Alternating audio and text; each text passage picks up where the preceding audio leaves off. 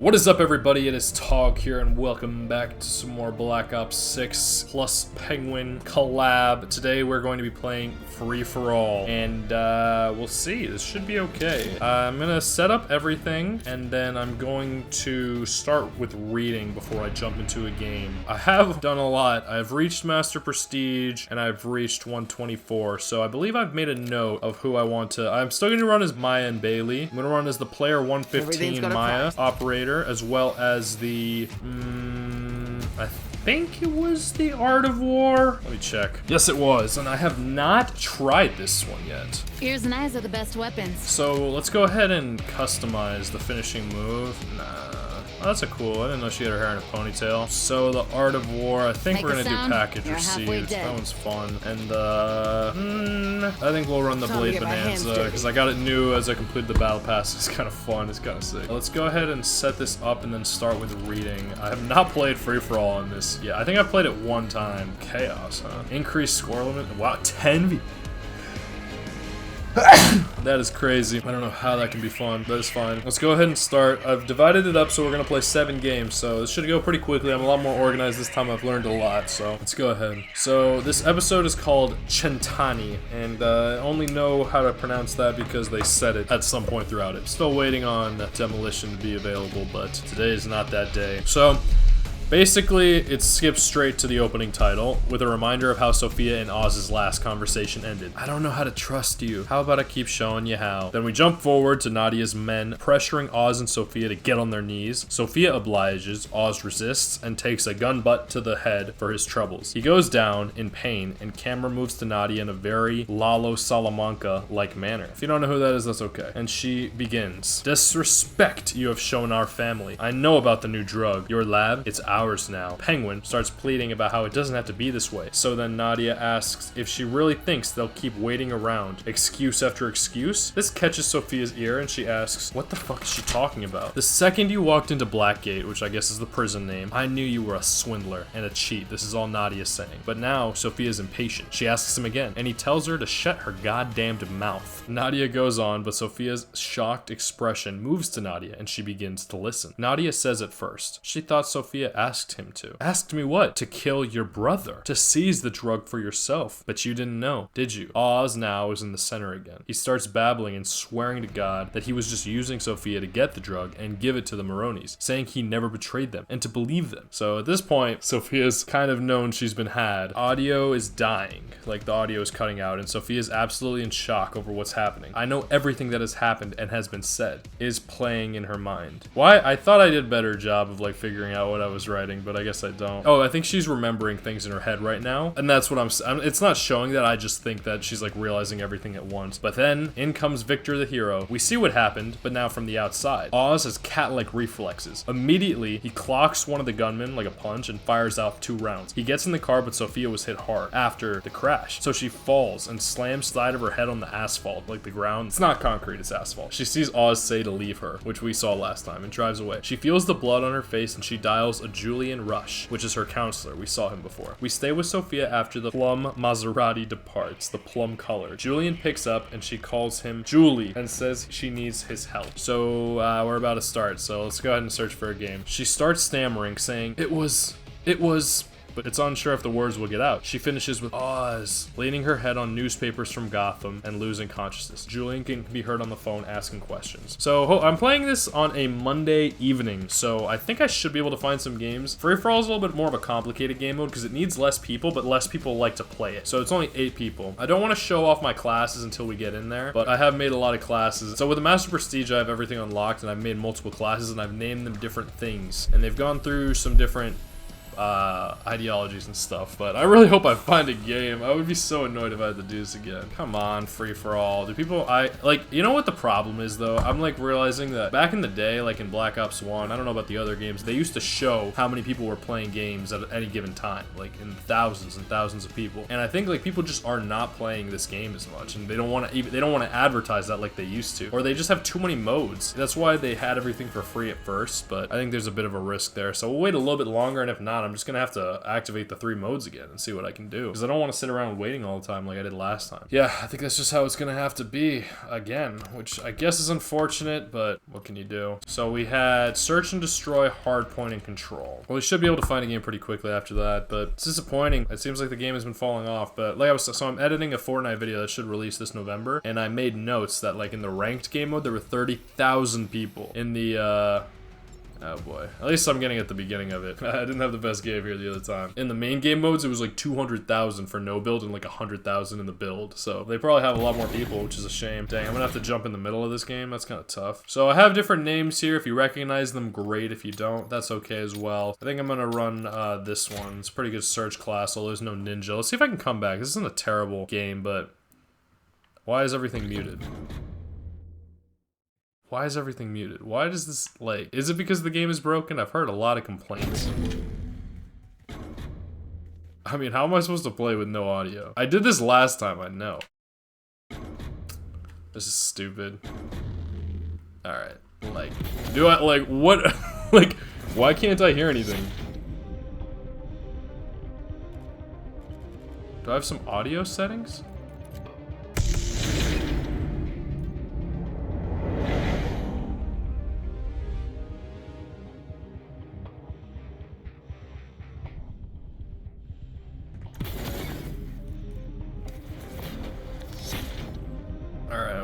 See if I have a class with ninja on it.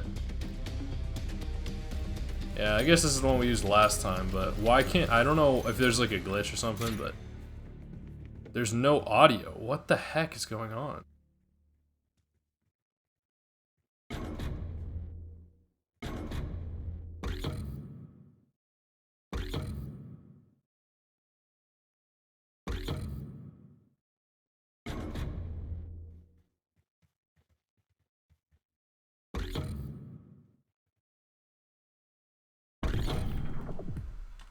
I got bailed out right there. This is crazy. What is happening? Am I in a glitched game?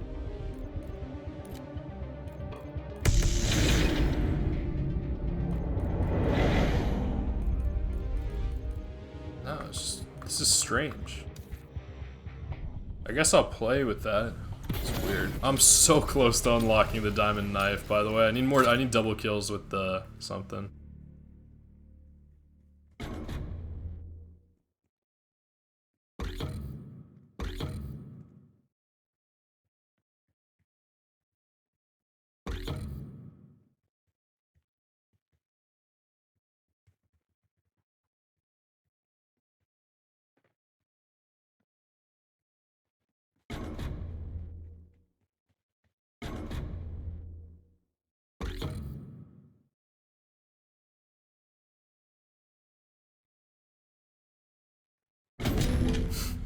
I can't hear anything. I'm kind of blown about this. I like don't want to rage quit, but I also really just don't like this. But I guess that's how I played it last time, except now I'm sharing it with the audience. It's just strange. Anyway, I'll go through my classes. So this one,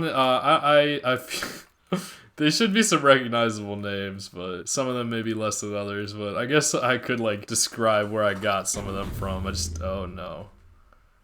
I think I am going to use this one since it doesn't really matter if I'm quiet or not. The acoustic amp doesn't help me at all. At least the bomb is still there. Oh, did someone plant the bomb? Yeah, someone planted the bomb. Hopefully it's just a one-time thing, but if not, I'm going to like close out the game and open it back up again.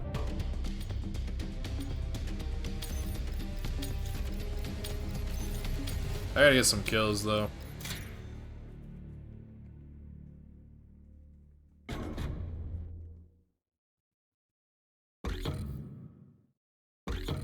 I don't know where they could be coming from.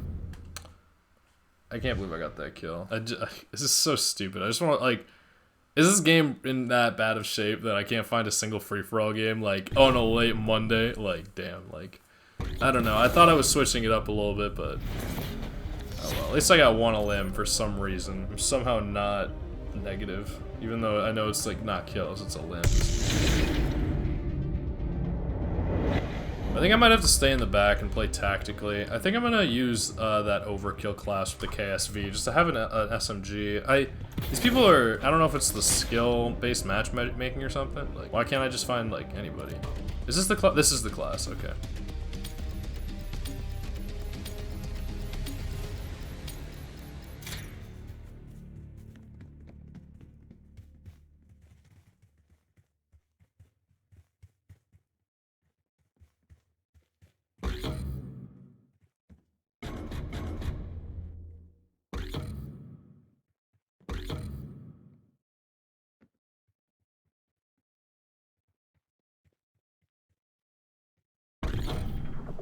That was close.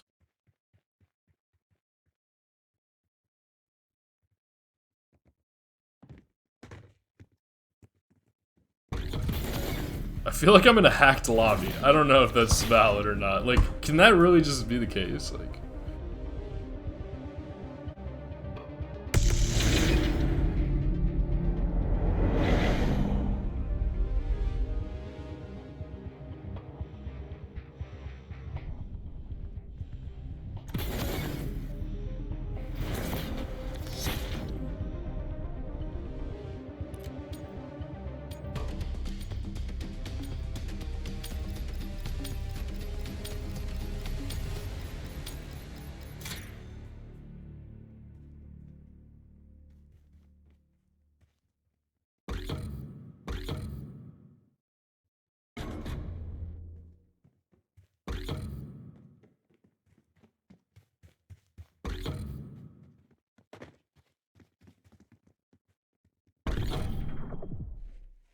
Oh, we have the bomb on lock.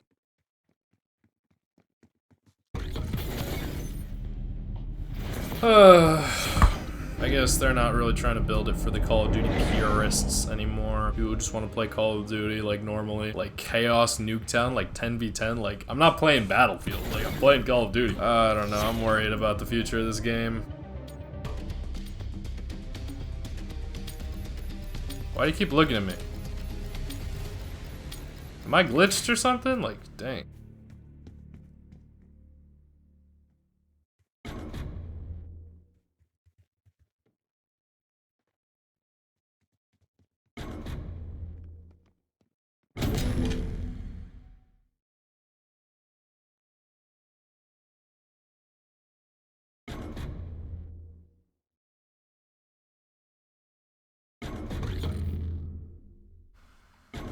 Well, this is so weird. Let's see if we can win a round. I might pull out a sniper, honestly, but like, I don't think I'm gonna pull out the shotgun, honestly. I think this is what I'm gonna do. But at least we're defending this round.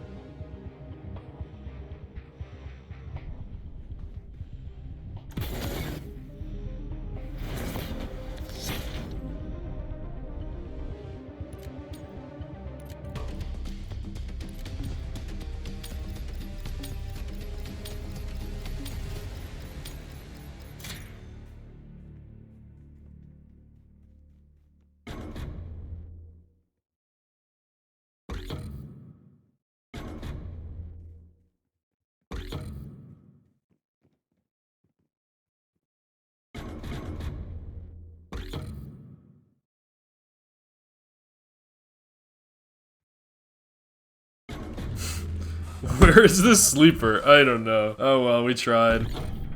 Oh, this guy's kind of not bad, but I don't know. Whatever. Let's just keep reading. That was the weirdest game I've ever played in my life. So, there's a scene change that may or may not have been happening in her head. She's at a charity luncheon for a foundation named after her mother, Isabella Falcone. She's been called up to the stage, and she looks much younger, more spirited, and is in a childlike red dress. I said it was kind of cheap, though. And she's wearing her hair in a ponytail. Oz is there, younger. He has more hair, clapping as well as she walks up. Yeah, I bought that bundle as well, but I haven't used that emote. I'm not going to. She looks... Okay. He's there, younger with more hair, clapping, as well as she walks up. She looks a bit nervous as she climbs up to the stage in her high heels and takes a breath at the podium and looks over at Oz, who smiles and nods in support. So, let me go to the firing range, see if my guns are making any damage.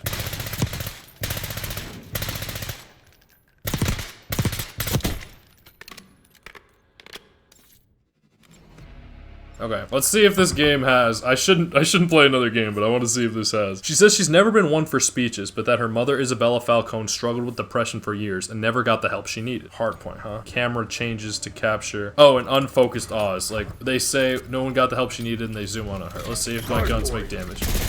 Alright, so that was a glitch. Let's try Daenerys Stormborn of the House Targaryen. I guess it was because I joined late. I think Search is a weird game mode. I really hope I have Flak Jacket on. Also, you can notice I changed my kill streaks from UAV counter UAV because I've been managing to get higher kill streaks, and sometimes it's more rewarding to get like really high kill streaks. It's kind of fun.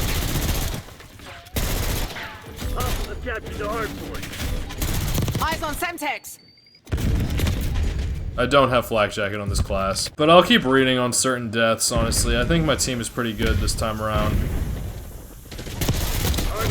Good to see ya, fucko. I have 3 shock charges. This is like my try-hard class. Like, I have a tactical insertion on this and 3 shock charges. Shock charges are one of the most annoying tacticals in the game.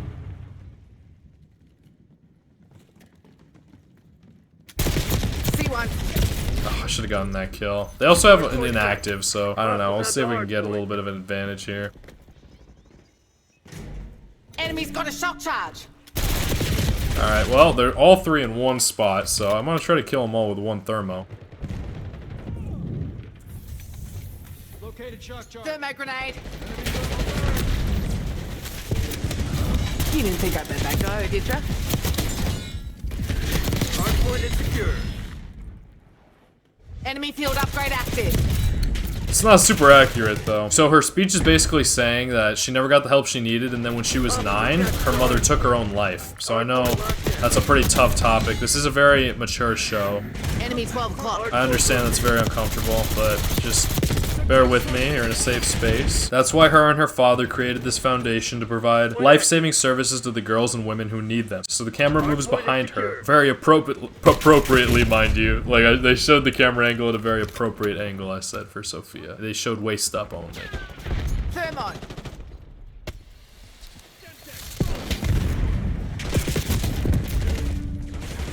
Hostiles have the hard point. But the reason is to show that there's a crowd full of women at the luncheon. Like, there's no men sitting there in support for women's health or mental health.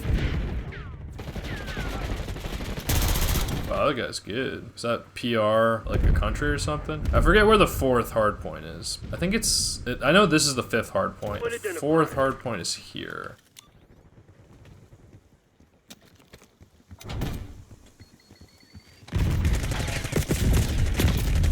Hardpoint is active. Hostiles attached to hardpoint. I love doing that shit. Ranked play don't have that. Enemy flashbang. Authorizing napalm strike. Enemy Molotov. Watch out. Dude, this... I'm gonna switch out of it. It was fun, though. I've been changing a lot of these things, though. Do I have a... I think I have... Yeah, I have a power draw in this class, so I need some double kills with it. Hostiles have the hardpoint. How do I miss both of those? Dad always taught us to make good on our debts. Hardpoint is secure.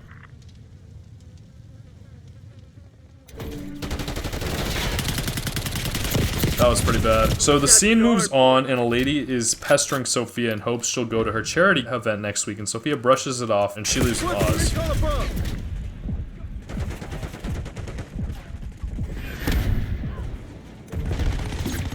Hardpoint active. Hardpoint locked down.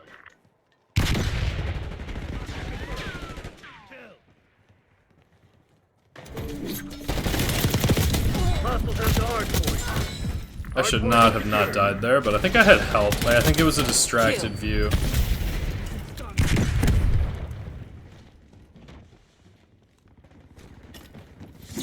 How do I miss that freaking shot? But I think I stunned him, so... Deploying RCXD. Hostiles have captured So let's the try this hardpoint. acoustic amp now that I can hear stuff.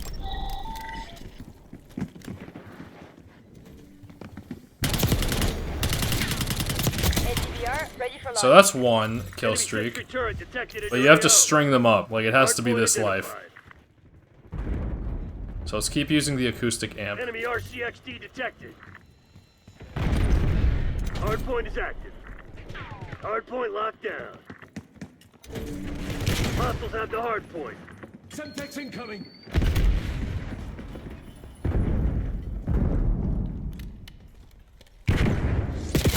Bomber ready to launch. Hostile UAV established overhead. Strategic bomber awaiting Alright, so now I have all three. Hardpoint is secure. It did admittedly take some effort, but now the question is how to use these 3 kill streaks all at once at a perfect time. So I'm gonna use the strategic bomber on 3 Your AO. and the LDBR at 2 because I know the entrance that they like to take. The only thing is the LDBR does not last a very long time. Enemy watchdog helo inbound. I might use the Hellstorm to take out the helo though.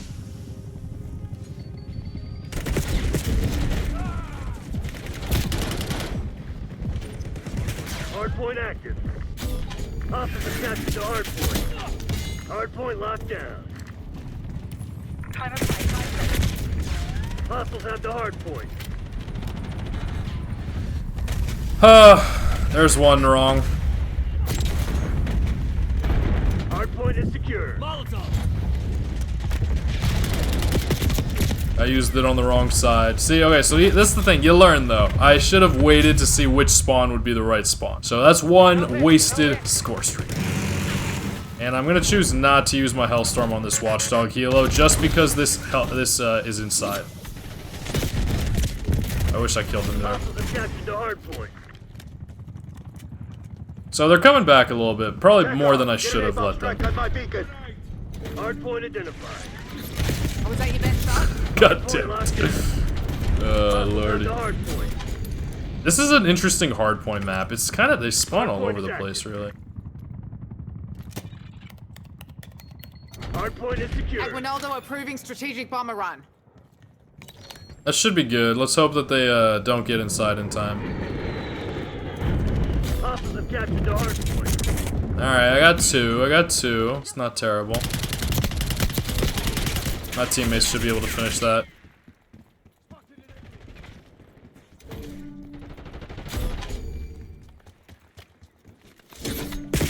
Alright, that's it. They're getting bombed. Approving Hellstorm launch. And there they are. Box. Missile away. There we go. I got the most with the lowest kill streak. 3 by. That could have killed me, though. Hardpoint located. Hostile counter UAV. It's just more satisfying than a counter UAV and a UAV. You don't really get to see the effects of a CUAV, and the UAV kind of helps, but it lasts 30 seconds. I gotta stop trying with this combat axe. Alright, now let's try and win this game. But, you know, usually those kill streaks do make a difference if you can get them. Even if it's like a morale thing, like it does kind of drain their morale. Alright, I'm switching weapons again.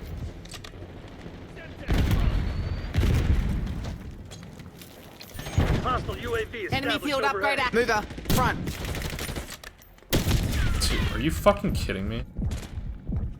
Dude, I should have gotten a kill right there, so I'm not gonna switch out. But they're doing a good job, which is what you should, where one person holds it. Hardpoint is secure.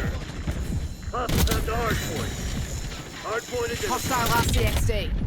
Where one person holds it and the other people protect it. But I think I'm gonna go back to this class. Just because it has the... I'm not really using too much overkill. And this Cypher is not amazing, but it's cool that the field upgrade charges charge. Alright, well, I can't believe you didn't just see that person kill me, but it's fine. This game is a lot closer than it admittedly should be. But I do also have some classes. I think I'm gonna switch back to the Valentina Blanco because I have bankroll on that class. So that way I can get those kill streaks again. I don't think there's enough time to get the kill streaks and use them.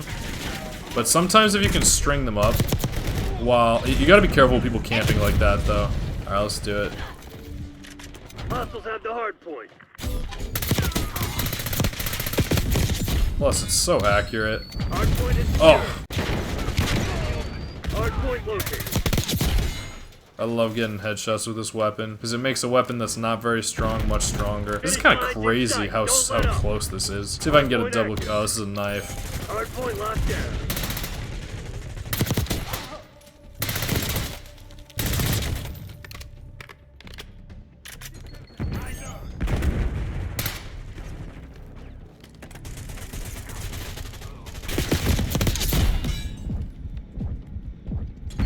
Archangel going hot. RCXD maneuvering.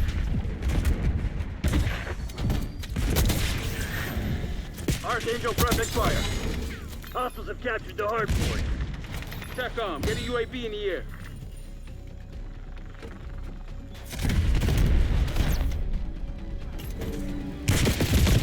I should have just waited. Whatever. Let's just win the game, honestly. Deploying Archangel. Hard point identified. Yeah, the attack insertion probably would have been good Hard to point is use. secure. Hostiles have the hard point. Deploying RCXD. Hard point is active.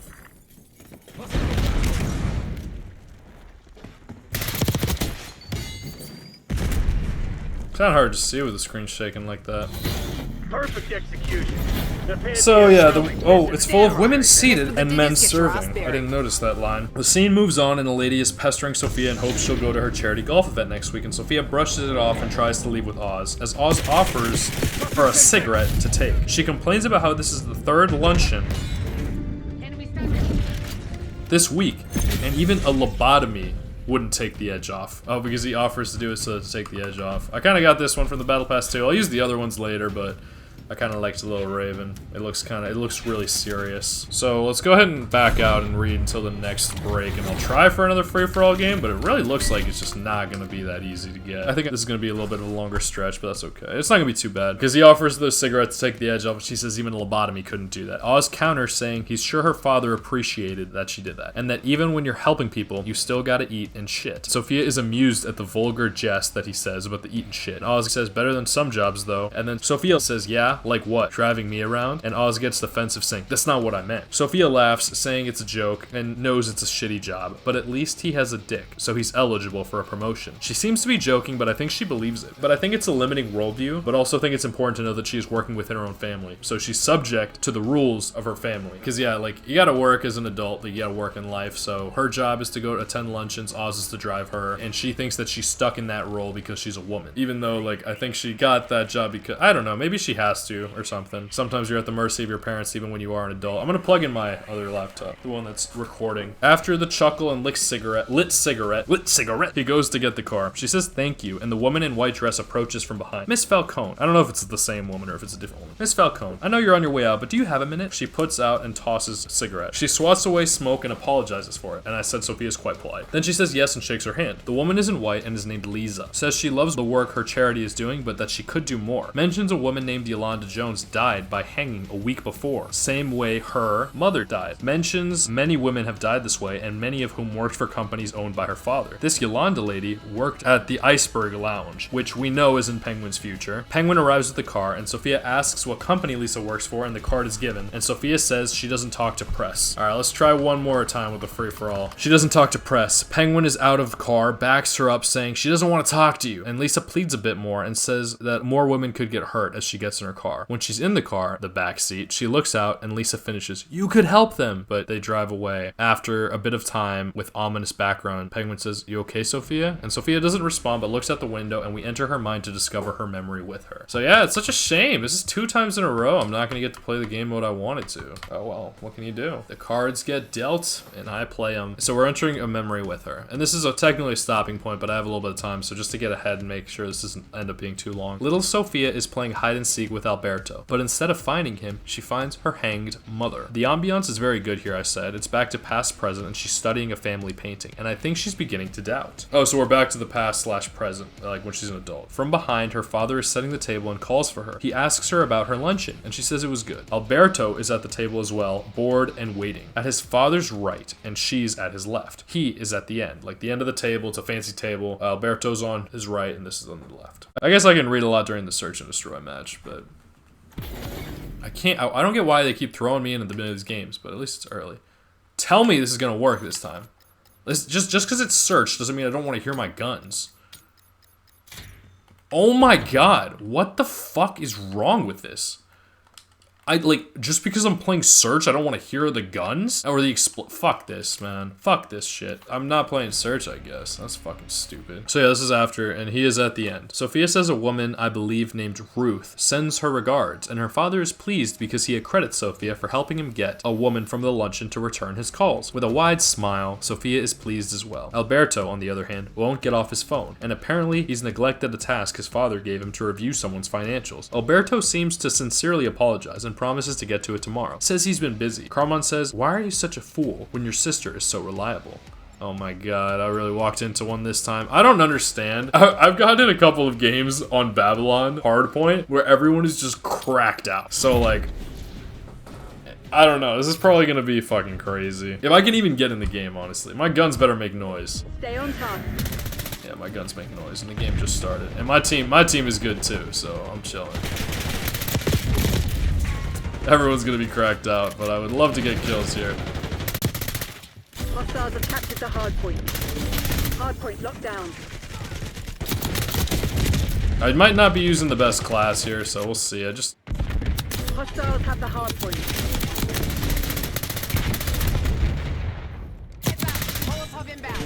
See what I'm saying? How you give away your position when you don't have ninja on? She just says, Molotov inbound. I knew she was in that corner. The thing with Babylon is that it's such a small map that you can predict the spawns with relative ease. It's a square, so you have sightlines everywhere regardless of where you spawn. So people just like find places, but that doesn't seem to be happening right now. Hard point active. Hostiles have captured the hard point.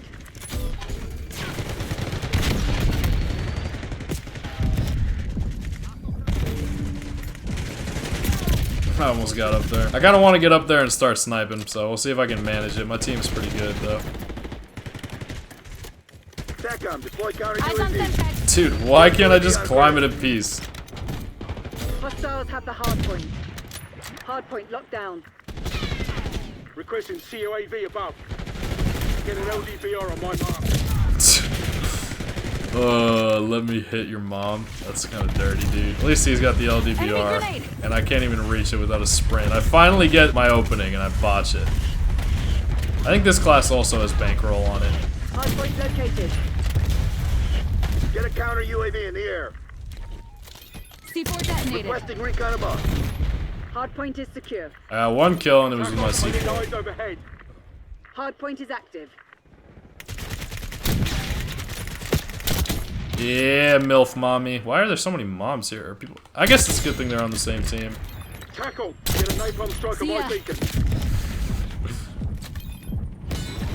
Oh, your mom let me hit. I get it. Yeah, I don't think so. Bringing Scrambler online. Usually you only get people talking like that on search, but I guess we're on Hardpoint too. TACOM, I need eyes overhead. So yeah, you get some pretty lopsided games on Babylon. You guys should go touch some grass. Oh, this is fun, yeah. I was pretty salty one time too. Oh, they rage quit. This is a dirty ass game, dude. Why is this fucking playing this way? TACOM stone requesting napalm strike. The Heart Resurrect season. Hard point active. That's crazy. TACOM authorized LDBR strike. War machine, Hard point Army locked down. C4 truck. Triggering war C4. machine going live. Oh, this is what you get. I guess I'd be pissed if I was on the go touch some women. Yikes. That's a good little backtrack, huh? Yeah, you probably can't touch women if you're on touching grass. Sorry, women, I don't know if that's offensive. Where, I guess this... I mean, it's kind of crazy. Because, like, I do know that some girls play Call of Duty, but it definitely is, like, one of those things that are also, like, predominantly men. But... Dude, it's your mama, not Malik. At least they're having fun, I guess. I don't know, I just don't want to be insensitive. I can't always speak from that perspective, admittedly. Requesting I try, and that's why sometimes I really like watching, like, shows that make... If I can out-snipe him, that would've been savage. But yeah, as you can tell, my loadouts are all women. I guess for me, it's just weird. It wouldn't be that... If you want to name, like, a guy name, you can. But for me, it just seems more like a compatible relationship, for me at least. If my gun is a female, and it's not like I know that they're all based on characters and there's one in there that's a real person, but or not a character. Enemy with Semtex. I like that I can play the game my way, I guess, and it gives me some strength and some diversibility rather than just SMG AR. Maybe that could be bothersome. I didn't ask them for their permission to name my classes after them. This is crazy. Hardpoint See, like, identified. I have not selected kill streaks that high, you know? You gotta work your way up. This is so stupid. Like, I'm literally not doing well at all. Hardpoint is But active. because my team is so good, I can just, I get bailed out. Like, you see, I don't get the kill, but my teammates Give do. them a nudge. Concussion grenade sighted. LDVR awaiting targeting data. Hey, look, I got a Knock it kill off, streak. Genius. FFA 16 round. Heads up, frag. But too bad my team kills them all too quickly. Kick it. Hostiles have captured the hardpoint. Hardpoint locked down. Yeah, GG's. No LDBR kills, but at least I got it. That was bottom of the leaderboard. That's so funny. Hadn't realized. Good job. Like had nothing to do with it. We were just better. Alberto is neglecting his responsibilities, and Carmine says, "Why are you such a fool when your sister is so reliable?" Alberto acknowledges this politely, but shortly after, he seems to get an important text. He swears at the table and says he's gotta go. Chugs the rest of his wine and then departs. Sophia watches him leave intent. Carmine looks down in frustration as he departs. Then seems to confide a difficult conversation with his daughter, slamming the silverware and saying calmly and sadly, "I don't know what to do with him. The drinking, the partying. I can't have your brother embarrassing me next weekend. We have family flying in." Sophia responds, "I'll be watching him. I'll make sure he behaves." He responds, "Thank you, beautiful," and pours her a large amount of wine, which Sophia eyes with subtle pleasure. Carmine continues, "You know, he's not like me. He's soft." They clang their glasses, and Carmine takes a seat, and then says that he's been thinking about the future and how he wants to do away with tradition. "When the time comes, I want you to take my place." He then takes a sip, and we see Sophia smile. So she's definitely a little ambitious as well, if not greedy. "When the time comes, I want you to take my place." He then takes a sip, and we see Sophia smile. "I want you to run this family, if that's something that would interest you." Sophia can barely contain her excitement, but she does. She says, Yeah, of course. I would be honored." Sophia begins to argue that the rest of the family might not go for it, but her father interrupts and says, "They know you're mine. They'll do as I say." Sophia looks away and her expression changes. Carmine picks up on this and asks her to spill. She neglects at first. I'm gonna see if I can find a game of Control or free-for-all. And if I can't, I'll just let it run, searching. Sophia begins to argue, they might not go for it, they know you're mine, they'll do as I say. Sophia looks away and her expression changes. Carmine picks up on this and asks her to spill. She neglects at first, but then concedes. "I don't know. I guess just working on the foundation lately has me thinking a lot about mom." She hesitates to get that last word out. Carmine says, "Oh," and looks down, takes a drink and looks away. Camera zooms out to show mural of a man riding a horse behind him, which symbolizes individualism. Back to Sophia. "I know I was so young, but I don't remember her being sick or depressed. She was good at hiding it," says Carmine, and he says he misses her too in every way. But Sophia goes on, much more serious expression. Carmine matches it. She asks if she saw a therapist or a psychiatrist, and Carmine says, "Your mother was a proud woman, stubborn. She refused my help, and God knows I tried." "Of course, yeah, I know. Sophia, why would you do this now?" Picking at old wounds. "You know how it upsets me." "I'm sorry. I didn't mean to," she says while shaking her head. Short pause. Carmine looks away. Sophia swallows and says, "You still haven't told me what you want for your birthday." With a strained smile that looks genuine enough, Carmine chuckles, relaxes, and says, "Yeah, I'm sure I'll love it, whatever you get me." And then, free for all, let's fucking go. Alright, let's see what class I should use. This should be fun. Cool. Oh, I'm behind. I have to go now. Free for all. 11 kills, 12 Destroy the kills. This is gonna be tough. Everyone is your enemy here. Luckily, the spawns are pretty close to each other, so you do run into people.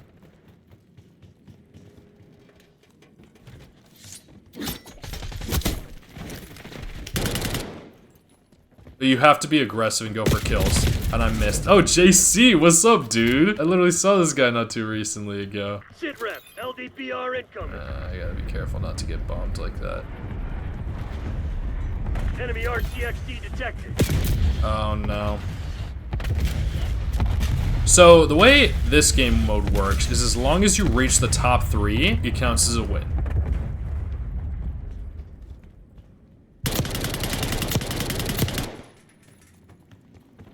Yeah, the connection's not great, which means people are probably playing this game far away from me. But dang, let's see what I have to get. 9 kills? JC is the one I'm going for.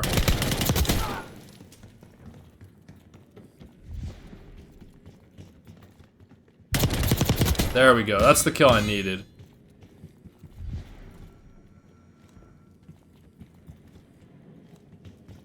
So yeah, usually it's good to hold down a spot and people just run near you, string up some kills, because when you're spawning in, you're losing time. Dang dead. God dang it. Yeah, it's gonna be tough to go there, but at least I got something for that for some reason. I think I saw someone here, so we'll see if he's still sticking around.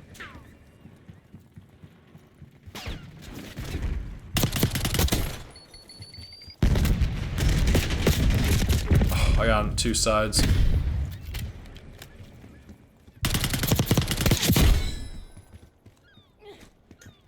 Backup's not coming. You want to get out of this alive? You better step up. Dead. You get to play on some really cool parts of the map, too.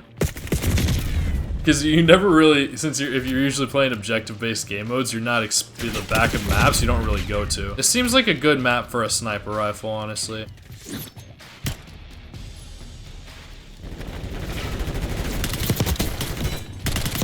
Yeah, that's what you need to do. You need to get 2 kills, usually. There might be some spawning behind me, so I gotta be wary. I've reached 4th, so I'm gonna see how many kills I can get before first place reaches 30 kills. I would have loved a finishing move right there.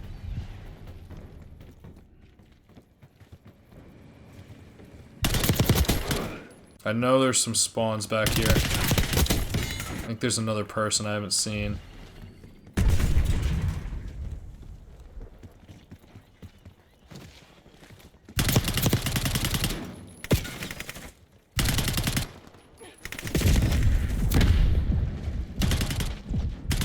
What the fuck? There we go. That's how you use a combat axe. The thing is, they know where you are. I don't really think I have time to pop this acoustic amp, sadly. Oh!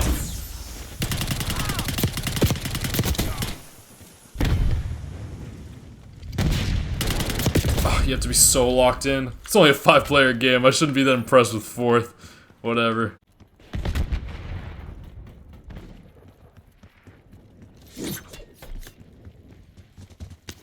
God damn it. I wonder if this guy's like a fuck. Yeah, he's the one in first. I'm gonna be the final kill. I'm happy with that. God dang it! I should have gotten that kill. This is crazy.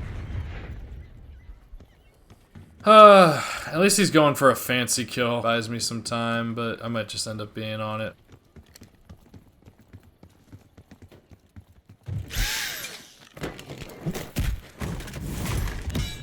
Totally worth it.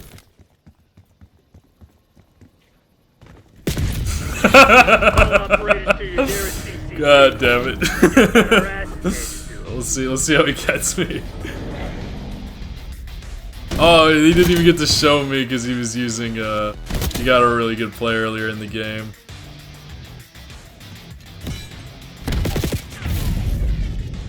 I'm gonna stay in the lobby to see if I can find some more of these because it's a little challenging too, but I'm gonna read as fast as I can. But yeah, I didn't crack the top 3, so it's a defeat Rogue Black Ops.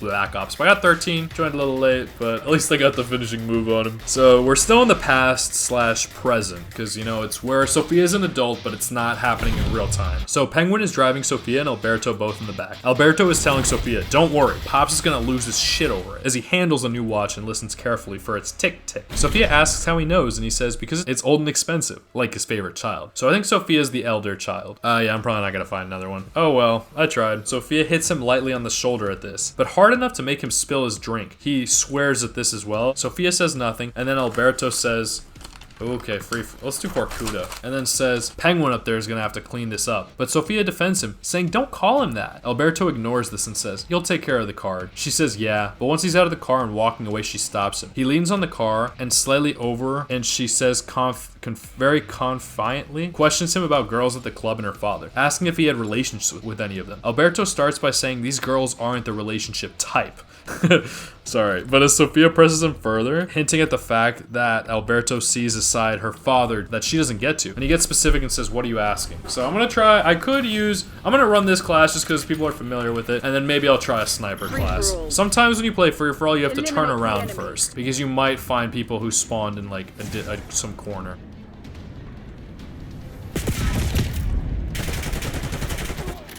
But now I have no excuse to not finish in the top 3 because I started the game at the beginning. But yeah, my game is a little bit laggy. It's a little bit choppy, we'll call it. Sounds like a prettier word. This may have been an interesting choice of map because it's a lot bigger. But at least that buys me some time. But it just means I have to, in the engagements that I get in, I have to win because they're hard to find a lot of. I should be able to get this kill, at least one. God damn, they're fast. At least I got one there. But yeah, you don't get any assists. You gotta get the kill. You gotta get the last bullet.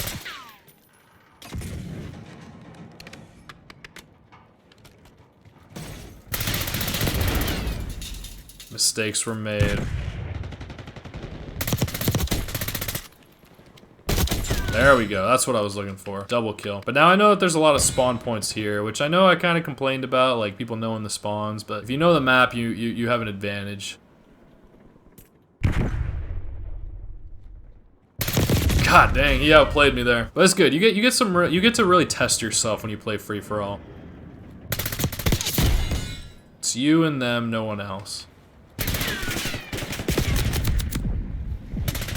How many? I'm good. I'm good. These people are good. It's okay. I like that. Challenge me. Not turning on me, unfortunately. I have enough time to pop this acoustic amp this time. Dude, wow. Oh, man.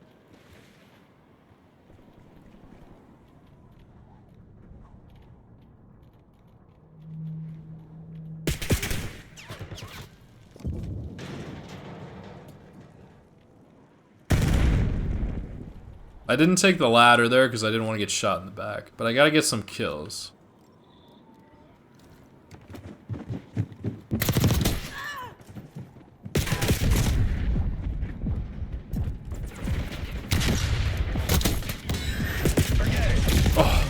Alright, I think I took the lead right there. The thing about free-for-all is you gotta understand that you sometimes like always seem to think that you're losing, when in reality, like, there's 7 other people getting kills too. And you should take out, it's good to save other people's lives, because then you're preventing them from getting kills as well.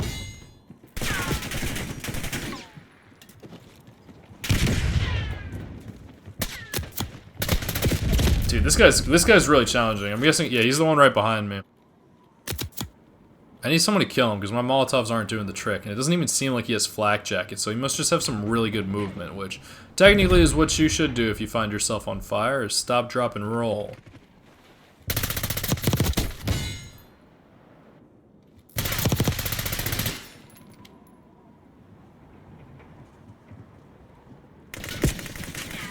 Yeah. Ah, at least I got killed by someone. You also want to get killed by the right people. Alright, this is gonna be a good little matchup here.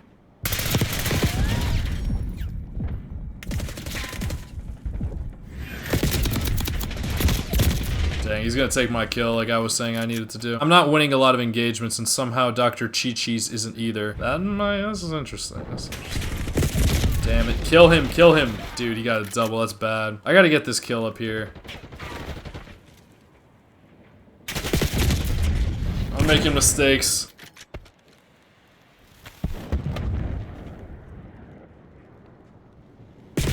I know these people aren't boosting, but I gotta be. You can't let them get these kill streaks. I can't believe Dr. Chi-Chi's isn't winning either. There we go. Finally. Help me, Dr. Chi-Chi's. Kill that dude. God damn it! I wanted the finishing move.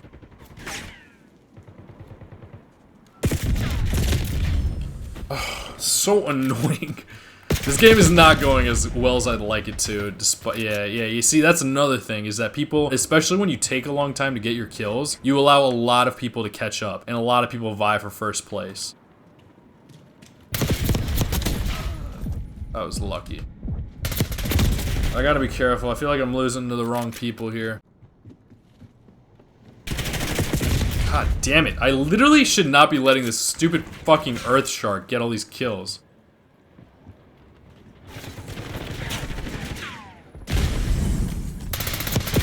Dude, oh my god. We're literally gonna lose this game because I'm fucking doing some cheap shit.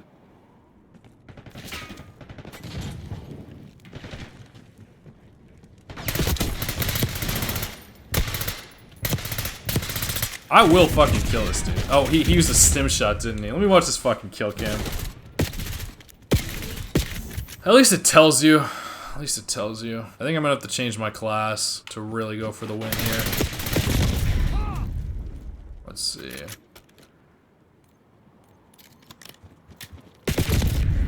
No more recon, but I'll get boosts. What I need to do is like string like a kill streak.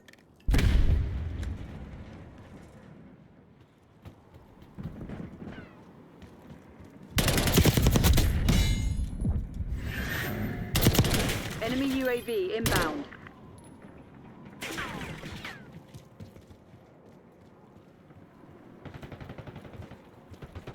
You do see that camping strategy implemented a lot in free-for-all, and then they just get free kills because people hunt them down, which is like not a bad strategy. It's just like I have too much pride.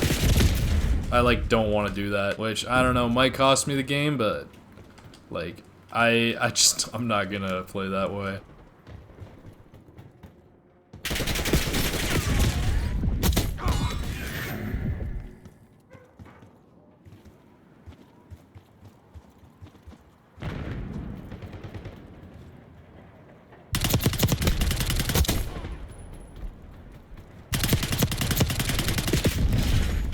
Dude, I don't deserve this game at all.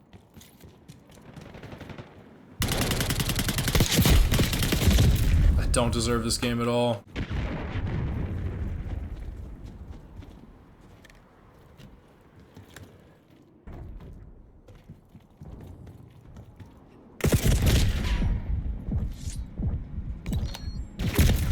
Literally don't deserve this game at all. Oh, we lost Dr. Chi-Chi's.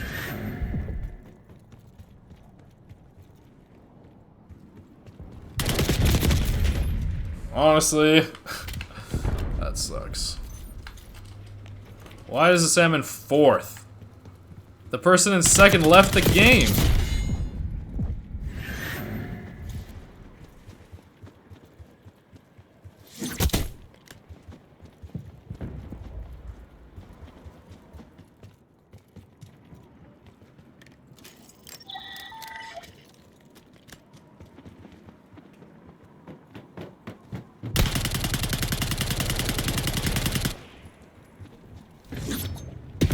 I hate everything in this fucking world. I'm kidding. I'm not serious. Let me rage within reason, I know. Just makes me mad to lose those engagements like that when I was on a bit of a kill streak. I'm just running low on time. Ugh.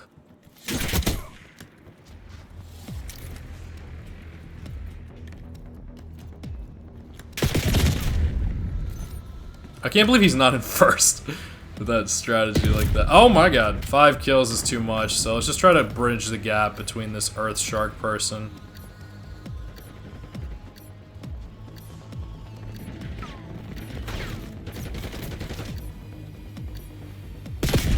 God damn it, I literally blew it! I literally blew it!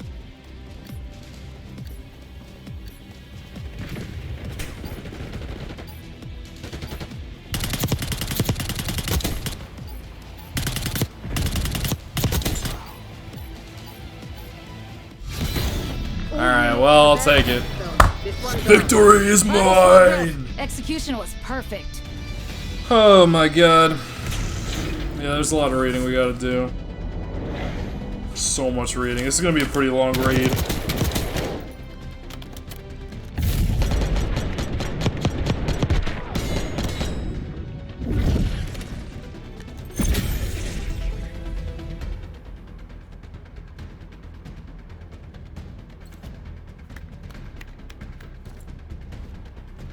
I'm gonna do a really long reading right now. Bear with me. We're gonna try to make a lot of progress here. Sofia presses him further. She hints at the fact that Alberto sees a side to her father that she doesn't get to. He gets specific and says, "What are you asking?" Sofia hints that it's been a while since mom passed, and he never speaks with her about anything, and just figures they've told so many lies about what he does growing up that she figures there's more. So Alberto hesitates, wants to say something, and then stops, saying, "I can't. He'd kill me." The camera zooms out, and you see Penguin trying to listen in without turning his head. Alberto tells Sofia that their dad and the girls are part of a secret agent organization. And as he goes to say more, she hits him again, and Alberto bursts out laughing. Finishes the conversation saying something along the lines of, listen, whatever you're thinking, don't. I mean, we have a good life, right? And he leaves at this. The door closes and she looks down in thought, looking curious and childish. Penguin asks, where to, Sophia? We see her, zoomed in, and then at her hands. She's studying... Oh, fuck. I didn't mean to find a game so fast. Alright, I'm gonna play one more game. And then I'm gonna read...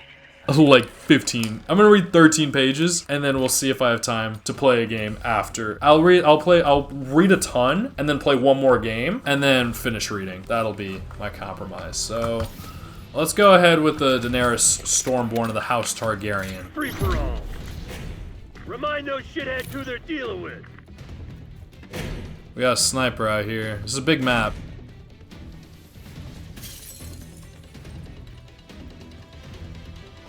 Where are the people?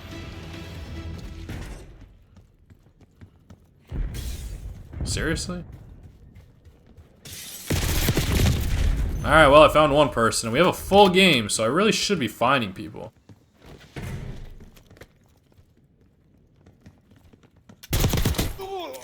Let's borrow that, just in case I want it.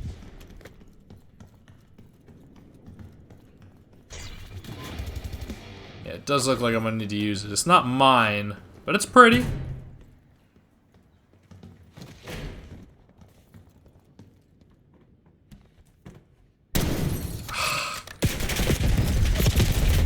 God damn it. It's so annoying. I missed the sniper. It wasn't mine, admittedly, so I guess I can give myself some slack for that.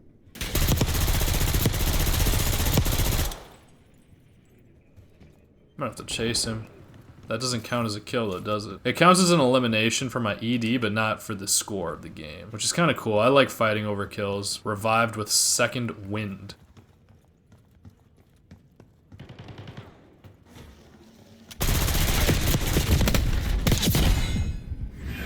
Okay, we got some quitters.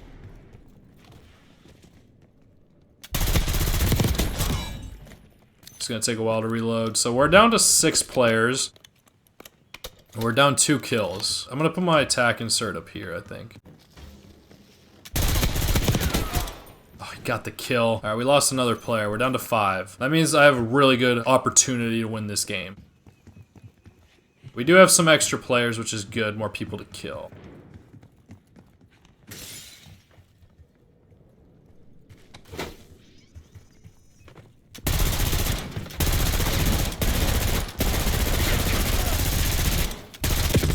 God damn, yo. I'm gonna kill this person right here.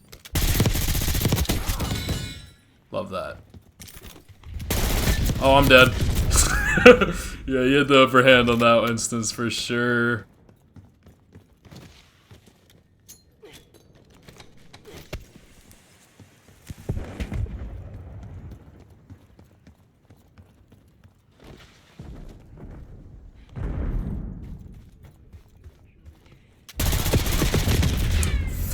Alright, I'm gonna use the sniper. I just think this map is long range enough and there's no excuse that it's not mine this time. This time it's mine.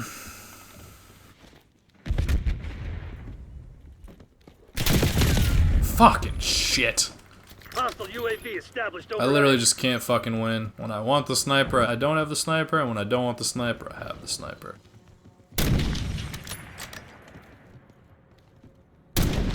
Oh my god, I'm fucking trash. I'm literally fucking trash. I can't believe I did that. Oh my god. That's what I was looking for. Those drag scopes, like that's how you become effective in quick instances with a sniper rifle. It's not the quick scoping, it's not the no scoping. It is the drag scoping.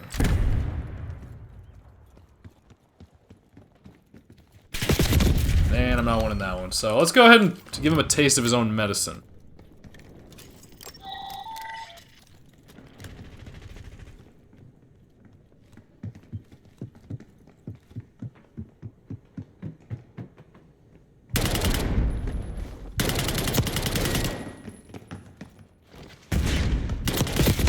Dude, how does he fucking beat me? Because he's better than you. Fuck you. de légende, tel qu'Henri Duguay, qui a arrêté 9 tirs lors du match pour le championnat de 1900.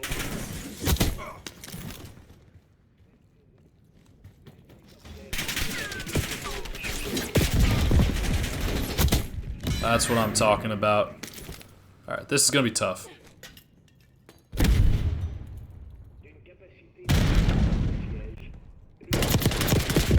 I'm so fucking bad. Why don't you just say it to my face? Tell me that I'm bad. Oh my god, just tell me that I'm fucking bad. Alright, I'm not spawning near there, so... Okay, let's see, I got a long way to go. I know it sounds like I'm not having fun. I promise you I enjoy the competition. I wouldn't have neglected my duties to read if I didn't enjoy playing free-for-all, despite its stresses that it induces.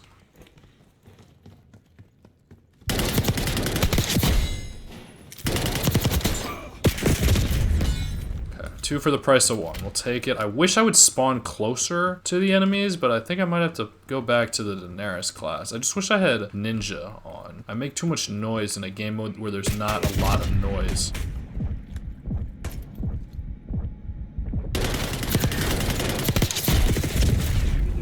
One for the price of 1. We'll take it. We'll take it. Oh, I can get some kills here. Oh no, this is the engagement I wanted.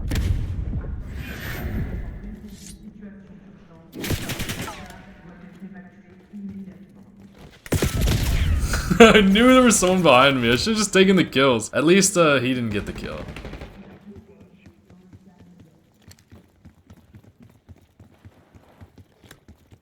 Enemy UAV inbound.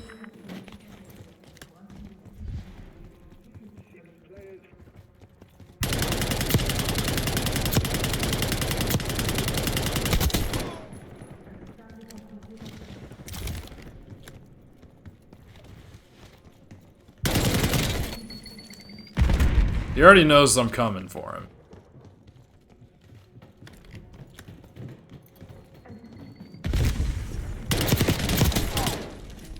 Can't believe I got that kill. Oh! It's so funny because in real life I wouldn't even have time to react. Dang it! I'm close to the top 3, but I'm not, I don't know, I can't win. It's so unfortunate.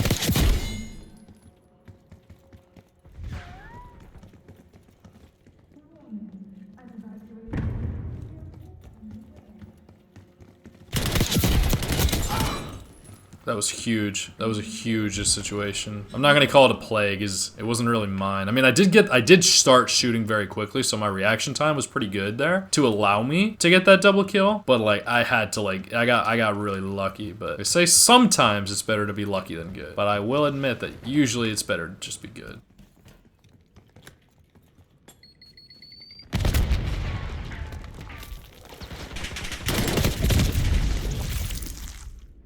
So we got a camper there with an assault pack recharging.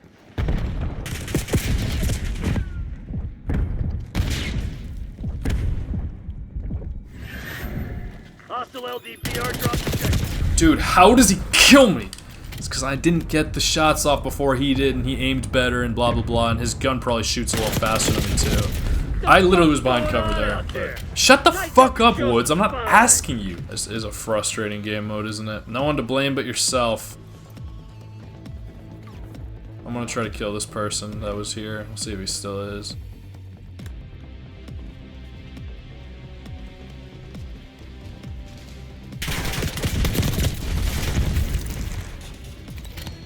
Well, I have 30 seconds to kill that person.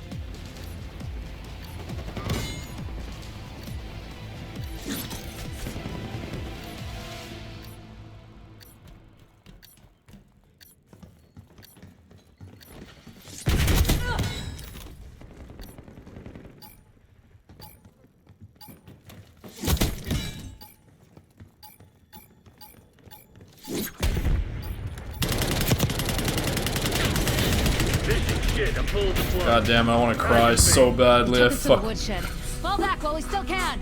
I won't cry, but I want to cry. At least I killed that camper with that combat axe, and I tied for 3rd, but they're not gonna. I tied for 3 of us tied. I could have gotten one more kill and it would have made I could have gotten that one more kill and it would have made the difference. It's crazy. Oh my god, but I shouldn't settle for that. It was fun. It was fun. But yeah, they probably had a better ED.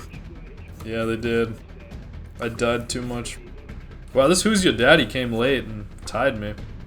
This Applied Truth, at least I tied with 2. We both, I don't know, I was a bit of a copycat there. Whatever. Okay, we'll see if I have time for one more game after this, but for now, let's read like 13 pages and then we'll finish off with one more game. We'll just leave it on, I guess. It's no big deal. She's eyeing the business card the journalist gave her as he was being asked. So here the scene changes. It's nighttime and a train is running overhead. You hear the words, "This is everything," before the image changes to a very serious woman speaking to a very worried and nervous Sophia, showing her images of dead women and claiming they all died of asphyxia, which I think is when you run out of oxygen. "I'm not disputing that," she says. All she finds strange is that all of these women were written as a death by hanging. But with the pictures, you can tell that the strangulation marks look more, quote, congruent with manual strangulation. And Sophia simplifies this for the viewer by saying, "with hands." And it is very evident that is the case. Like, well, from what I could see it too. Also, she shows the woman fought back because of signs of struggle in the nails and teeth. But this was left off of police reports, which would imply someone is paying off the police. Sophia asks why she's being told this, and the journalist wants access to women working in the bar. Sophia says it's not exclusive, and she says the 44 below, not the Iceberg Lounge. She says that's where Yolanda Jones worked. So I think there's like an underground club under the iceberg. She wants Sophia's help, like with a wire or access to employee records, and she is reluctant. As the conversation goes in this direction, we go back to a young Sophia staring at her mother's hanging body, seeing signs of struggle on the hands, like the same that she showed, and unsure how reliable that memory is. But we see them on the nails. They look really scary, honestly, like they're teethy, because they're like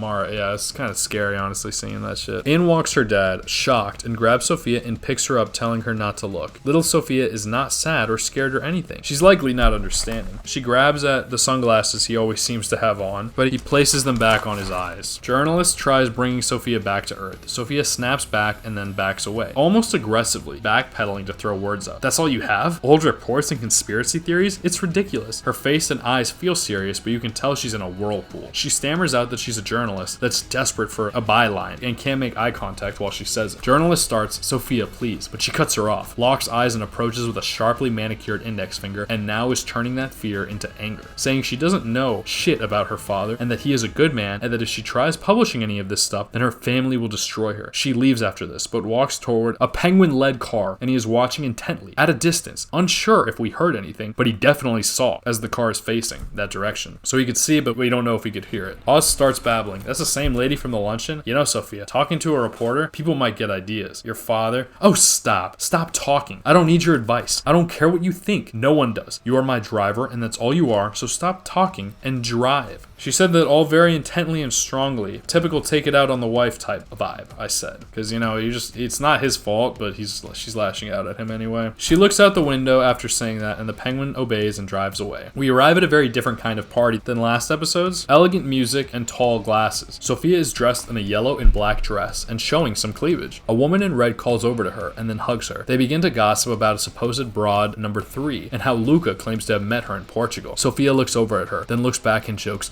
"Portugal.com. Ha ha ha." This makes the other lady laugh in agreement, and Sophia can't contain herself, so she has to cover her mouth. But when she removes her hand, she flashes the widest smile I've ever seen her smile. She has big teeth and a noticeably sharp tooth in the fang spot. Just a notice. They make plans to catch up, but the lady asks to get a martini first. Sophia agrees, but on the way there, Oz appears from behind and pulls her in. She asks what he's doing inside. He says nothing, but Sophia makes note of the fancy new shiny gray suit he's wearing. She compliments him as he passes the message that her father is waiting for her in his office. Sophia pauses, then obeys. As she approaches with loud steps, she stops, looks back at Oz, and then continues forward, standing with the father who is in frame. She shuts the door behind her, looking beautiful with a gift in hand, and she starts, "Don't tell me you're sick of the party already. Uncle Luca hasn't even told his vasectomy story yet." He interrupts her. Sometimes I wonder why they make those quick lines, like, about the vasectomy. Like, why? Like, I didn't write this down, but sometimes, like, when writers, like, that's all she gets to say before Carmine starts speaking. So why is that what they decided she should say? Like, is there any symbolic nature about the vasectomy, like being in nature, but like if she wouldn't have been born if Carmine had gotten one, or if all of those murders are part of like a vasectomy or something. Like, you know, these are the types of things you can think about, but nothing for certain. He interrupts her, questions her sharply about why she didn't tell him she spoke to a reporter. She asks if Oz told him that. And then before receiving a response, she says Oz doesn't know what he's talking about. She tries to give her side of the story, how a woman approached her at the party, but she just told her to fuck off. Carmine reiterates the rules: never talk to the press. He goes on to say how he heard there is an open investigation trying to get him for the murder of the hookers at the club. Follows it as if it is a spurious claim. Me?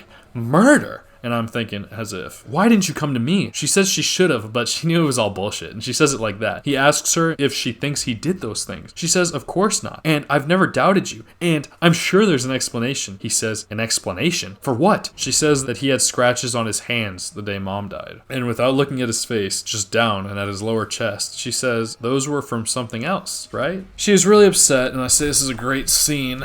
Before it reaches this point, she had gathered some tears because it seemed like he was taking away everything he promised from her earlier. He says, how could you do this to me? This was supposed to be for you. So much silence, and then she looks up. He gets a little emotional, touching her face, and says, my sweet Sophia, what's happened to you? You're clearly not yourself, confused, sick. She looks at him now with genuine confusion, like she's unsure what's happening. He says, I think you need to leave before you make a scene, even though they are clearly in the safety and privacy of his office. She says, Dad, as he walks away, please, Oz will drive you home now. We switch scenes, and Oz does. She looks out the window, and Oz says, look, I know you're angry, but I'm just looking out for you. It's what your father, I underlined, your father, pays me for. And these reporters are out to get you. He starts, but she interrupts, telling him to shut it. Because if he was really looking out for her, he would have talked to her. Which I think is maybe true, but I honestly gotta say, I don't blame Oz for telling her dad. I just wish that Sophia was a little bit more knowledgeable about the world, but you could tell she was really sheltered. Like, she wasn't the one who was expecting to be in that role, so she wasn't taught to look out for herself and be wary of people who are out to get her. Because clearly, Oz is looking out for his own interests here. That's his employer, like, not her. He's not working for her. He's not her driver. He's her dad's employee who hired him to work for her. So for her to think that just because it says, don't call him the Penguin, like he's gonna have loyalty to her, like she's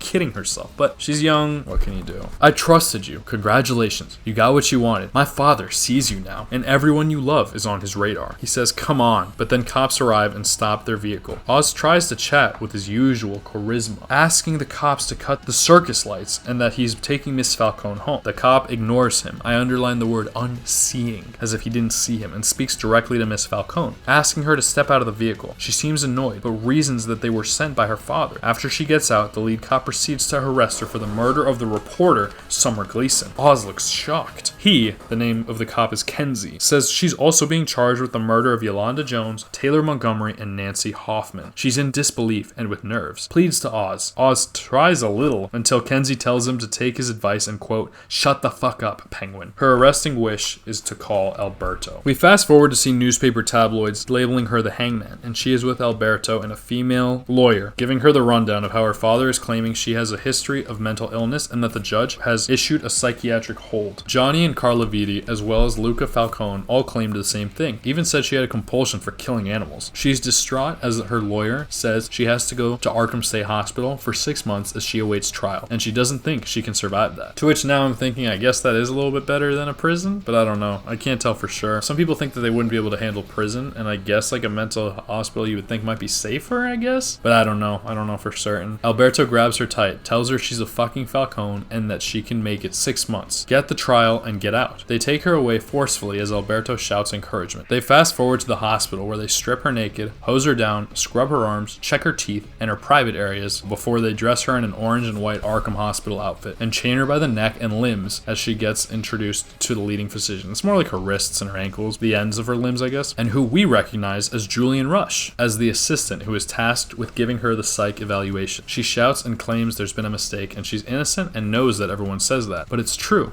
Yada, yada. Chief says he knows the transition is difficult with a smile, and she gets led away by Julian Rush, who says, shall we? He leads her down a dark hallway with cage-like cells on either side with disheveled inmates dressed like her, staring as she passes. She lolls along, and Julian tells her, follow me, and a large female security guard forces her along. When they arrive, arrive, the guard removes her cuffs and shuts her door, leaving her alone in her cell, and on departure, Julian tells her to get some rest. There's no windows, and the light is unsettling. As she hears discomforting and anguishing noises around her, she covers her ear and seems to be preparing to cry as a screw falls on the floor from near her from up above. A neighboring inmate with a high and squeaky, seemingly female voice is calling her to get her attention. Sophia obliges and stands on her bed to reach the sound of her voice and peek through the hole the screw left. Somehow, her neighbor knew she was, quote, the hangman, and tells her she saw her on TV. She introduces herself as Magpie. Like the bird. She giggles a lot, smiles with dirty teeth, and seems overall happy, but with pent-up resentment for her stepmom, who would call her Margaret. After this comment, screaming is heard. Magpie tells her it's okay to be scared. She was scared at first, but that you get used to the noises. Sophia tells her she's getting out in 6 months. Magpie responds, isn't that exciting? I bet there'll be lots of paparazzi at your trial. Nobody even wrote about mine. Is it fun being famous? Oh, I bet it's fun. Sophia sits down, covers her ears as Magpie goes, hangman? I think what I'm gonna do is I'm just gonna read this whole thing. It's not that I don't want to run out of time, it's that I want to keep this under 2 hours. So I guess just make it easier and make it easier on the viewer as well as myself. So we'll go ahead and read the whole thing. So it was 12 pages. So if you came for the Call of Duty, check in next week. If you want to hear about the episode, keep on listening. We fast forward to the cafeteria where the food looks sort of like slop and everyone has chains on, all female, and are giving her hollers. We see Magpie calling her more directly, telling her she saved her a seat. Sophia sits. Magpie has pretty blonde, wavy hair and really appealing features, but the skin on her wrists seem tried and dirty. She tells Sophia that Dr. V says it's important that she make friends. Sometimes I have a problem with that, but I'm making progress. She practically sings the last line. She's sitting super close to Sophia with very adoring eyes, not leaving her much space. Sophia is saying nothing and observing and has her hair in a ponytail, which I'm curious why she was given that. A doctor walks by with a tray of medicine looking samples. Magpie shouts, candy! Chugs it, and after, Sophia asks what it is. She smiles hideously with teeth and tongue very red. She only says, you only get it when you're good. Seconds later, she calms down immensely, breathes heavily, and stares around intensely. Sophia observes for a little and then looks past Magpie and sees a tall, gangly looking lady with short hair eyeing her. I'm guessing that is Bliss, but that might have been supposed to be inferred. She asks Magpie, shouldn't she be chained? All of a sudden, the mysterious stranger approaches Sophia, as maybe she's in a daze over shining colors. I think she was saying that she sees color. Magpie was in a daze, so that's why she couldn't say anything. But Sophia begins panicking and looking around for help. The lady is so close and bears very clean and straight teeth at her. You killed those girls.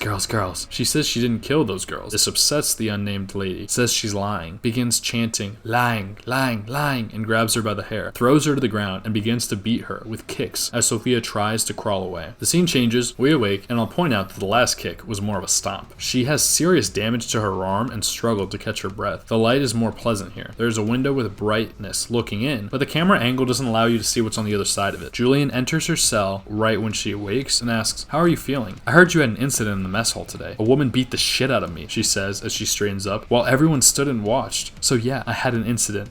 She doesn't sound angry, more irritated. Rush says, I'm sorry that happened to you. Sophia asks why she was unchained. He says he doesn't know. They are looking into it. The doctor looks a bit disheveled himself, to be fair. Sophia continues and asks if someone released her, and Julian's response is that what you think? That the attack was coordinated? She shakes her head and says, I know what you're doing, and responds, what's that? She says, twisting my words around to make me sound paranoid. But you weren't there. Someone had to have got her free. He nods slightly in a not necessarily agreeing way, but more an agreeable way.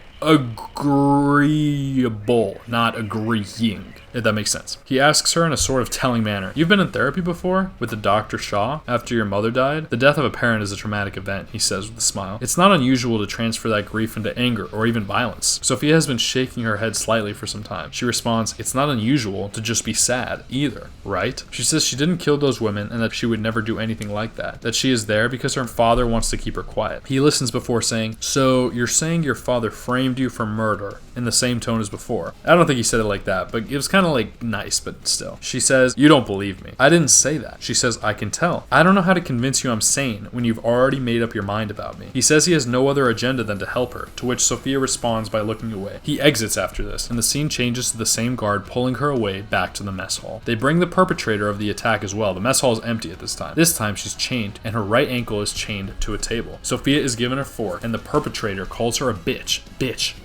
and then tells her she wants her to come over there so she can eat her mouth. F, which is also said 3 times. So she has like a tic or Tourette's or something. Sophia shifts the fork in her hand, like she's given a fork, and she is challenged. Try it. Sophia walks over, fork ready for attack, like she angles it as if she actually wants to stab her. When her lead doctor comes up behind her, Sophia keeps inching closer, but then this time she turns her back to the initial aggressor, like the perpetrator, and is facing the doctor. And she starts saying how this is a ploy set up for her father to prove she's a killer, which might be true, honestly. It might have all been set up. Like they knew a person was tended to violence, told her these stories about her, and then set her free as soon as she got there, and now like is pressured to do something. She backs away and is close enough to the lady, and the lady lunges at her, and they both fall to the floor. The chained lady grabs the fork, and Sophia is out of harm's way because the other person's chained. She wanted Sophia to say she killed those women, but there's no response offered. She begins to plead to Sophia instead, saying, "End it." I don't know if she said that 3 times, until enough time passes that she becomes emotional and stabs herself in the throat, like in the front of her throat with the fork. Sophia panics and wants to stop it, but she's held back. Immediately, we switch to Sophia being taken away, conscious and agitated, on a stretcher. They begin prepping her for electroshock therapy. So this is kind of unpleasant, but it's a real thing that happened when people wanted to condition the brain to think a certain way. So like by giving them pain when they would give answers that they didn't like, they would shock them until eventually they just became what they wanted them to be. But it's pretty fucking twisted to watch and witness. But you know, they found a way to make it a little sexual. But it's you'd have to watch it. I'm not gonna push it. But she's begging them not to do it, but the doctor and Julian both proceed regardless, rather forcefully. The doc says this will make her feel like herself again, and is a little too pleased while saying it. There's 2 nodes on her temples, something in her mouth, no shoes, and away we go. The music I saw was great here. There's a lot of orchestra, and we fast forward to her alone in her cell. She awakes and begins to vomit profusely. Magpie hears this and asks her if she's okay. As she crawls over to the wall, she notes that the walls are peeling with something under them. She's wearing bright orange socks now, if that matters. We're back to electroshock. She says she's innocent, and Julian starts to show pangs of guilt. Back in the cell, more of the wall is gone. She peels more back to electroshock, and the lead doctor is cranking all the knobs with different parts of the body, as well as the head highlighted. Julian asks the lead doctor, what if she's telling the truth? To which the lead doctor responds, careful doctor. So Julian is clearly a doctor as well. And another harsh shock is administered. Back to the cell, and she's holding her head and screaming, and we see red shoes to go with the orange socks. Back to the therapy room. As Julian is restraining her, she grabs his hand with her right and shakes her head. This is really cute. Sorry, it was a little romantic, but it's also fucking twisted the whole situation. When you see her face, you can see that there's like burning stuff on her head. So clearly they're sending electricity through her body in a manner that doesn't kill her, which is fucking scary, but yeah. This time, Julian looks away as the shock is administered. Back in the cell, she awakes, and this time the wall is completely that bedroom. It's her parents' bedroom. She stands up with bloodshot eyes, and you see that she's in her parents' room. She sees her mom hanging with the large bed nearby and everything. But as soon as she grabs her mom's hand, Sophia is the one hanging, alive. She awakes and is clawing at her throat, and Julian walks in immediately after she has caught her breath. So he didn't walk in when she awoke, but it seems like they have like a way to tell when she awakes, because he walks 2 times. He tells her that she has a visitor. Some guard escorts her in and says, go on, and it's Alberto. He tells her she's not going to court. The doctor deemed her unfit to stand trial. Dr. Rush? Apparently, Dr. Ventress. So now we can connect the dots about Dr. V that Magpie was talking about. And he's the head of Arkham, and he was the one to pass along the information. Alberto really does seem upset. He's apologizing and offering alternatives, like filing an appeal, but Sophia doesn't want to hear any of it. She walks away without looking back, but she says a couple of things first that we'll get to. She says she did her 6 months. She deserves a trial. She has rights. This is her life. All of that was said like very monotonously, but also a bit hopelessly. Alberto is slamming on the door as she's leaving, telling her she needs to keep fighting and that he swears to God he'll get her out. Tell me what I need to do and I'll do it, he says. I did this out of order, I'm so sorry. She says like, that's it? She kind of laughs with sadness. He says he knows it's fucked and is not giving up. There was a little out of order there, but she eventually walks away, very sad, but Alberto swears he's gonna get her out, so. Back to the mess hall, she waddles in slowly, gets her tray, sees Julian, and he tells her he didn't know Ventress was going to write the report, that he tried to stop him, and that he's sorry. Sophia says nothing and keeps waddling slowly. Magpie smiles at her and says, how did it go? There's a pause. Uh-oh, not good. Well, at least we can stay friends now. Best friends. And I can show you the garden. There really aren't any plants though. It's more of a yard, really. I always look for birds, but I can never see any. Oh, they'll give you candy now. This gets Sophia's attention. She inquires and Magpie says, you don't have to lie to Dr. V anymore. You can tell him the truth. He'll give it to you now. Sophia starts asking her if she's been working for him. Is that why he's giving you drugs? Magpie nearly shrieks her response. No, silly. I'm your friend. She goes back to planning their BFF days, saying they can celebrate holidays and birthdays, and her last words were, mine's in February, so that makes me an Aquarius. Mine's in February, and I'm a Pisces.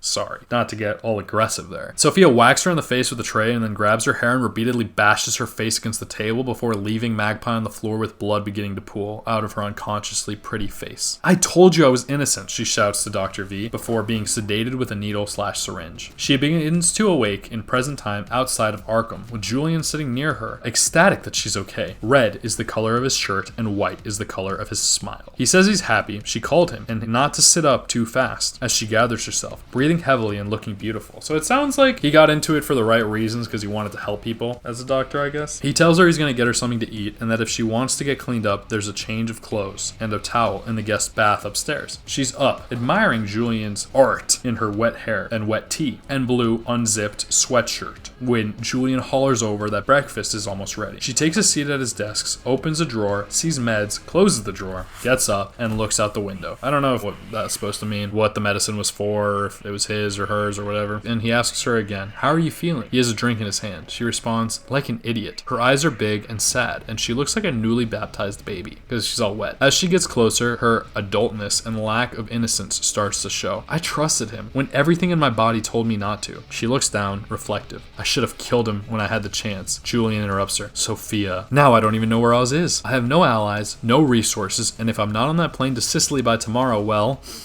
my Uncle Luca. Julian says, maybe you should go. Not for your family, for yourself. He says it with a kind smile, clearly not as her therapist, but as her friend. He goes on, Sophia, you've only been out of Arkham a few weeks. You deserve a fresh start, an opportunity to heal. Sophia questions him. Why is he doing this? What does he want? And he just says, to help her. She mm-hms him, and so he continues, and to feel less bad. Sophia intercepts. You quit. You abandoned me. He says he left because he had to, but adds, because he could. So I guess he left before her time was up. I know you didn't have that choice, but I'm here now. Sophia's seated, takes a quick breath, and changes her voice so immensely. I was maddeningly impressed. She says, you don't have to pretend with me. You miss how it was in there, in Arkham. He just says, you've had a long night, and begins to walk away, but she continues, hands crossed, saying, being in control, treating me, rehabilitating me. He says he helped Alberto get her out, and she adds for him, very sexily, and now here I am, wearing your clothes. But then back to some intensity. What's it like seeing a person unravel and now you're numbing yourself? Unabashed, he responds. That's absurd. She goes on, my father told me I was sick, and Dr. Ventress, and then the doctor after him, and then the doctor after him. For 10 years, men have lied to me. And then I come home and it's all the same. They think I'm broken. I'm not broken. I'm not the one who's sick, and neither are you. The world is. All this is being said as she's approaching his face, like face to face. And when she's done, she walks away. Julian bites his lip with lustful intent, in my opinion. I think he was super aroused. She turns around, smiles, as if she noticed in the back of her head somehow, winks at him and says, you're right, I deserve a fresh start. So we teleport back to the Falcone Manor, and everyone's at dinner with Luca at the head of the table. His wife is to his right, and there's a cute father, mother, daughter family to his left. All sharing food, laughing and smiling. Luca is rejecting some cheese as Sophia walks in with standout makeup and a flashy yellow dress that I won't comment on. Someone clears their throat, and she walks in with loud steps as the room is filled with silence, making her look so tall as everyone is seated in front of her. She reaches the opposite head of the table, and her breasts look magnificently shown as she loudly pulls out the chair. Cleavage is a baby word for what she's showing. I apologize.